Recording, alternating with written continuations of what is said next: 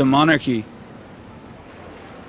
The idea of monarchy appears to be rooted in elitism, systemic inequality, and people who look like they dressed themselves in the Dark Ages. But really, it's so much more than that. They're also bloodthirsty benefit queens that thirst-trap the British public into willful subjugation just because they're wizards that wear fancy capes. The royal family are the epitome of the sovereign, emotionless, disconnected pillar that stopped the social class structure from crumbling at its base. It's important to have a royal family in England because you need to be constantly reminded of how insignificant you are compared to people who have their faces on money. Totally agree. The royal family are famous influencers because God gave them the divine right to live in castles. So the royal family are basically the Kardashians without a sex tape.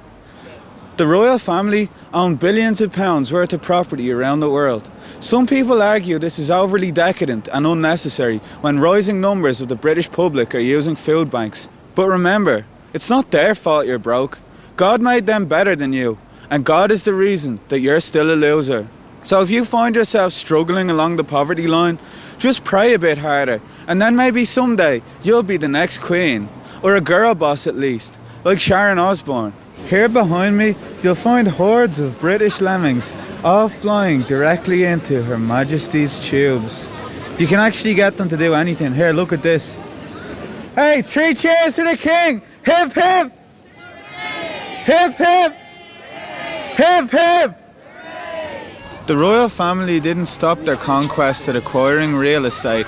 They also own animals. Technically all swans in the UK belong to the royal family, but unfortunately swans are no use to them because swan's blood doesn't taste as nice as goat's blood, which they drink every Wednesday when meeting the Prime Minister, along with several other influential members of the Illuminati. The British humans feel a sense of connection towards the royal family, but in a weird, disconnected sort of way, like the connection they feel towards their actual family. Whatever side of the political spectrum you fall under, they've always been there, and you can't imagine life without them, like the asbestos that's grown in the ceiling of your flat. What do you think of the monarchy? I quite like them, actually. The monarchy is trickled down into the mind of the British individual.